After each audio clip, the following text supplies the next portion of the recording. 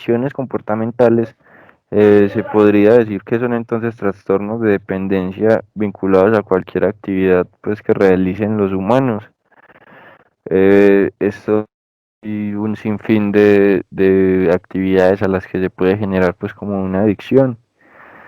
Quienes pertenecen pues a, o quienes padecen, mejor dicho, una adicción de este tipo, entonces tienen que estar repitiendo una actividad de manera compulsiva, no pueden entonces evitar de hacerlo, o si se abstienen pues como por un momento corto, tienen que volver a hacerlo, no importa que esto le esté generando repercusiones pues a nivel individual. Y pues hay un aspecto clave para comprender ahí dentro de los trastornos comportamentales, y es que no es la actividad que realice la que determina pues el trastorno, sino que es la forma en que se lleva a cabo la que determina el padecimiento de este, porque entonces debe hacerse de una manera pues como descontrolada, sin importar las condiciones adversas o pues los problemas que esto le esté acarreando, y pues entonces las personas no pueden alejarse de esto, sino que tienen que seguir ahí constantemente, muchas veces negándose a su padecimiento. En cuanto a las causas de las adicciones comportamentales, no se encuentra una causa específica para que la persona lo haga o para que la persona se vuelva adicta a este tipo de adicciones. Entonces existen como varios tipos o encontramos varios tipos de factores de riesgo para que personas padezcan de estas adicciones. Encontramos en primer lugar los factores de riesgo individuales. En este encontramos que no hay influencias de un entorno, sino que la persona, por diferentes situaciones que se le presenten en su vida, busca como en ese tipo de adicciones escapes de su realidad. Entonces, pues podemos poner como ejemplo la ludopatía, donde la persona por sentirse sola o depresiva o que no tiene buena relación con su familia, busca en los juegos de azar como un escape. Entonces este es un factor de riesgo individual en donde no hay influencia de nada, sino que el individuo mismo busca cómo escaparse de esta realidad. En los factores de riesgo personales sí vemos influencias desde lo externo, en donde sus actitudes lo pueden llevar a este tipo de adicciones, sus habilidades sociales, con habilidades sociales entonces decimos o ponemos como ejemplo su entorno social, su grupo de amigos o personas con las que se envuelva constantemente, y si tiene un autoestima bajo, también influye mucho en que se vuelva factor de riesgo para este tipo de adicciones comportamentales. Entonces acá podemos poner como ejemplo las adicciones a los celulares. Si la persona sufre de una baja autoestima, va a buscar constantemente la aprobación. Entonces va a querer que las personas lo juzguen, digan que está bello, que ha cambiado, como para que esa autoestima se suba. Y las influencias de los microgrupos, y en esa también entonces entra lo que es la familia, la escuela y los grupos de iguales o de trabajo, en donde estos mismos grupos lo llevan a la persona a que se haga adicto a estas cosas, como se puede decir, a los tipos de azar, a las compras, entre otras cosas. Y en los efectos, pues obviamente son muy subjetivos porque con cada una de las prácticas se van a encontrar entonces efectos diferentes, y porque los organismos entonces también son diferentes, pero sí se guarda pues como una relación, y es con la adicción a sustancias químicas. Esta entonces empieza cuando hay abstinencia, a presentarse el síndrome de abstinencia, valga la redundancia, y entonces las personas empiezan a experimentar pues como ansiedad, cambios de humor, empieza entonces a alterarse también como su proceso de alimentación, a pérdida del apetito o apetito pues excesivo, Y además, pues también hay un factor aquí importante y es la tolerancia. Y entonces es que cada vez que la persona esté practicando pues su adicción o esté llevando a cabo pues esta actividad, entonces va a necesitar un poco más. Porque si antes lo hacía, digamos que una vez por día, después ya entonces su organismo lo va a asimilar como algo pues cotidiano y va a querer un poquito más y entonces digamos que ya lo tendría que hacer 2 veces al día. En cuanto al tratamiento de este tipo de adicciones, no encontramos como un tratamiento en particular, sino que cada caso es único y con cada caso se utilizará pues un tipo de terapia distinto, se orientará a la persona de una manera distinta. Lo que se busca en el tratamiento de este tipo de adicciones es replantear la forma en la que piensa. Se creería que el tratamiento como más efectivo es la terapia cognitivo-conductual, puesto que, como se mencionó pues anteriormente, hay que llevar a la persona a un reaprendizaje en donde se haga caer en cuenta de que este tipo de adicciones no es su vida. Si deja de jugar un día o si deja de estar pegado al celular media hora, no va a pasar pues como absolutamente nada y el casino o el celular no se va a ir a ningún lado. Entonces se trata es como de eso, de ayudarle a la persona a que caiga en cuenta de que la adicción no la tiene que volver parte de su vida. Y no hay pues como un medicamento o algún tipo de sustancia que haga que la persona no sienta en tan altos niveles pues como este síndrome de abstinencia. Entonces, por eso el tratamiento de este tipo de adicciones suele llevar de mucho tiempo. Bueno, y también encontramos entonces unos factores de protección y que se derivan en los individuales y en los sociales. Dentro de los individuales, entonces están los valores que fueron inculcados al individuo. Si tiene entonces el autoestima alta, también le va a favorecer que tenga una capacidad de toma de decisiones, que quizás también entonces tenga liderazgo, que pues también tenga un alto porcentaje de asertividad en las decisiones que toma en su vida y que cuente con habilidades sociales, que no esté pues como muy pendiente del que dirán o ansioso por pertenecer a un grupo sin importar que vaya en contra de lo que él es como persona. Y ya las que se refieren entonces como sociales, pues van mucho más ligadas entonces con que en la familia se tenga pues como buenas relaciones, que haya una buena comunicación, que los padres sean pues como amorosos, que en su entorno social, o sea, como su círculo de amigos también sea pues como de personas sanas, entre comillas, que no pertenezcan pues como a este tipo de espacios o que no los concurran con mucha frecuencia, que en el entorno escolar pues también busque amigos que tengan prácticas diferentes y sobre todo pues que haya como una muy buena comunicación y que este individuo habite como una especie de entorno en el que haya un aura pues como agradable. Este tipo de adicciones, en cuanto a lo familiar, lo vamos a decir en un tiempo de un corto plazo, de un mediano plazo y de un largo plazo.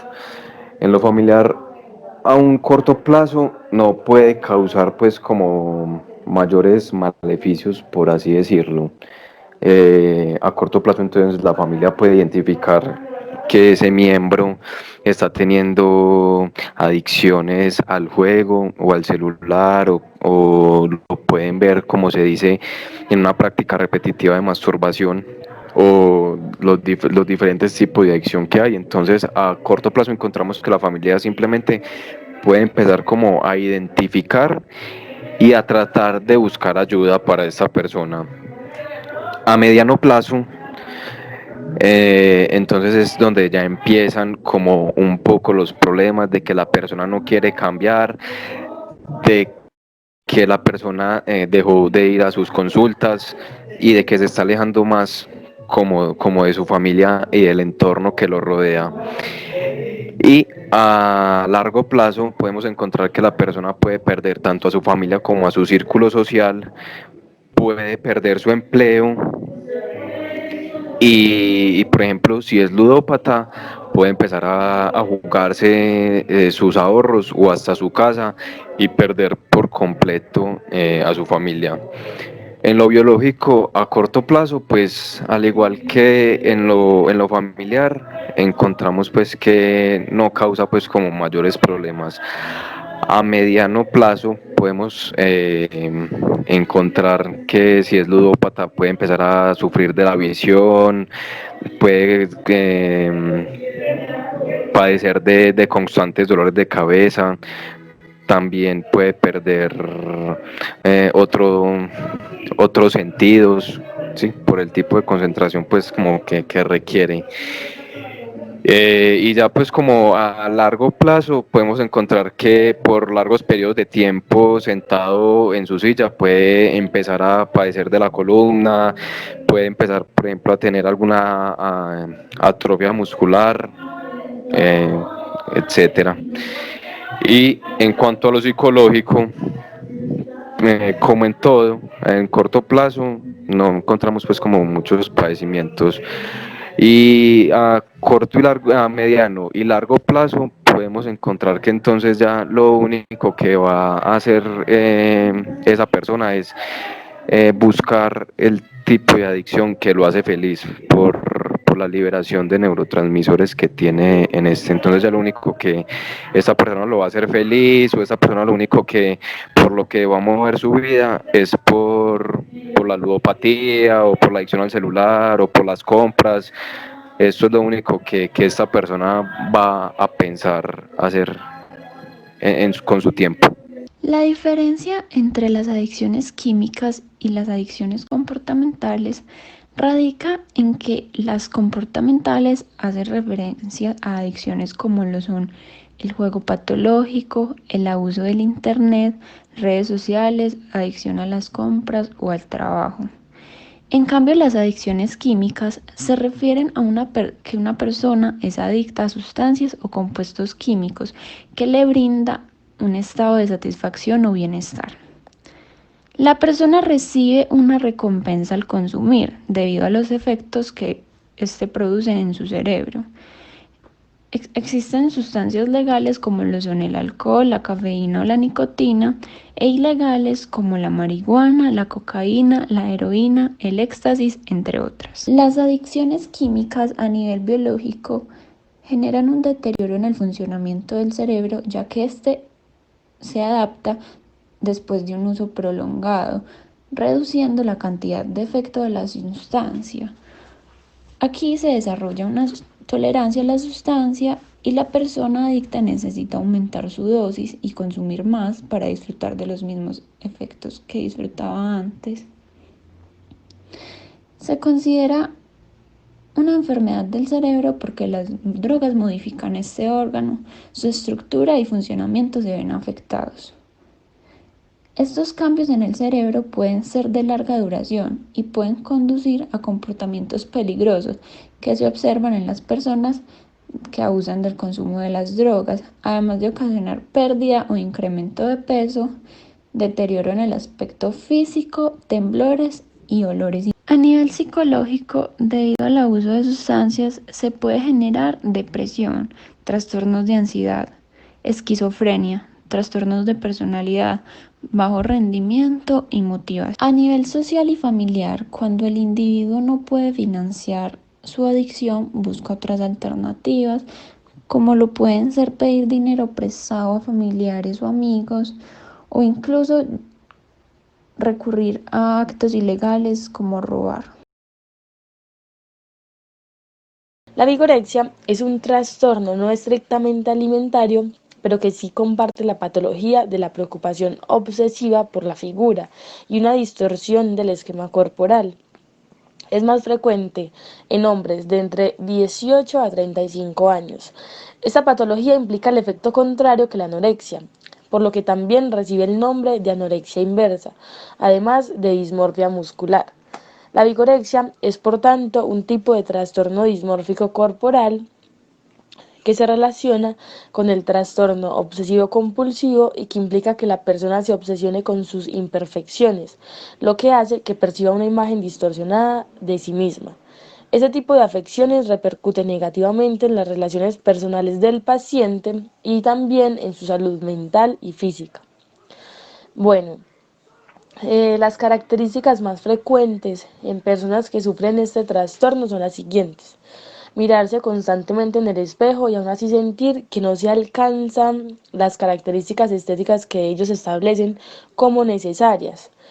También pesarse varias veces al día y hacer comparaciones con otras personas que, por lo general, suelen hacer físico-culturismo. Las personas con personalidad obsesiva, en especial consigo mismas, así como aquellas que sufren diversos problemas emocionales en sus relaciones personales y profesionales, también son más propensas a desarrollar la vigorexia. También es común que la padezcan aquellas personas que han sufrido acoso escolar o bullying por su aspecto físico durante la infancia. Eh, la enfermedad deriva en un cuadro obsesivo-compulsivo que hace que el vigoréxico desarrolle pensamientos negativos sobre él mismo, abandone sus actividades cotidianas e invierta la mayor parte de su tiempo o todo su tiempo en realizar ejercicio físico. Estas personas también siguen dietas bajas en grasas y ricas en carbohidratos y proteínas para aumentar la masa muscular y corren un mayor riesgo de abusar de sustancias como hormonas y anabolizantes, esteroides. Bueno, el síntoma principal que presenta la vigorexia es que el paciente elabora un programa de entrenamiento que se caracteriza por una intensidad constante y una gran dureza. Este programa se centra en ejercicios que aumenten el tono muscular, por lo que la práctica más común es el levantamiento de pesas.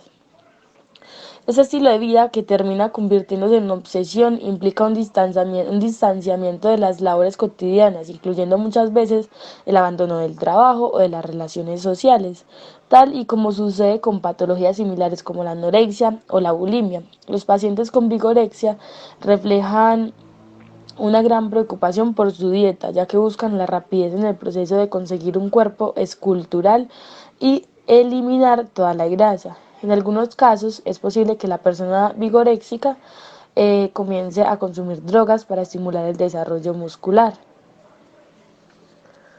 Bueno, en la parte de prevención, las pautas principales para prevenir la vigorexia implican las siguientes recomendaciones. A la hora de llevar a cabo un programa de ejercicios, es necesario que estén supervisados por un entrenador profesional. Es aconsejable realizarse exámenes físicos que determinen el estado de salud, además de las necesidades y capacidades del individuo para adaptar los ejercicios a realizar. También es necesario que los especialistas recomienden establecer esos ejercicios que se adecúen al nivel físico de la persona, evitando actividades que requieran sobreesfuerzos innecesarios. Es importante detener el ejercicio en el momento en el que se presente fatiga, cansancio o dolor muscular excesivos. Y es necesario que la persona evite pensamientos negativos acerca de su estado físico, ya que pueden convertirse en obsesión.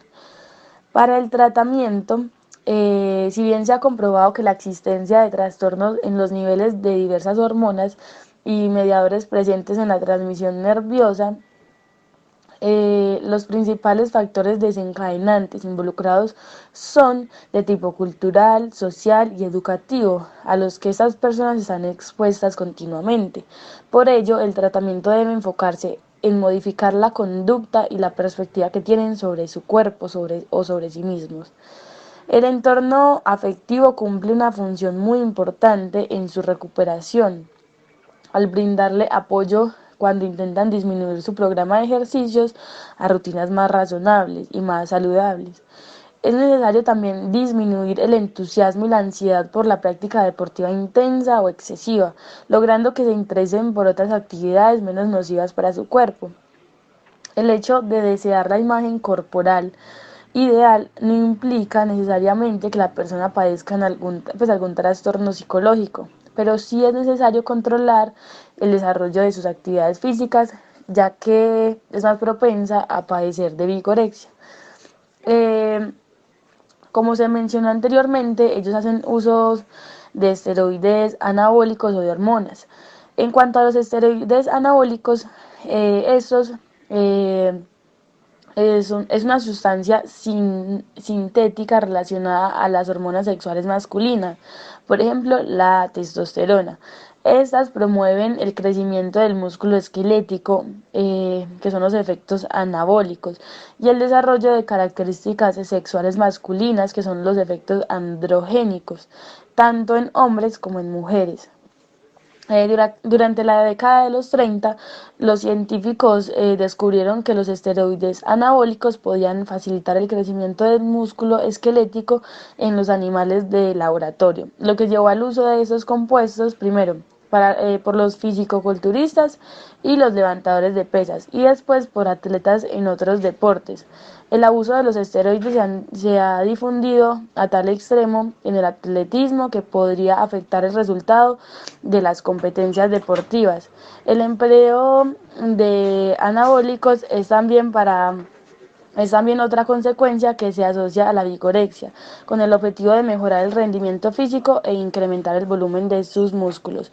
Con el uso de estas sustancias no se obtiene ningún beneficio, sino todo lo contrario, ya que producen muchos trastornos en el organismo, como masculinización e irregularidades del ciclo menstrual en las mujeres, acné, problemas cardíacos, atrofia testicular, disminución de la formación de espermatozoides y retención de líquidos, entre otros. Para finalizar, es importante tener en cuenta que estas drogas no aumentan la fuerza muscular, tampoco aumentan la agilidad ni la resistencia.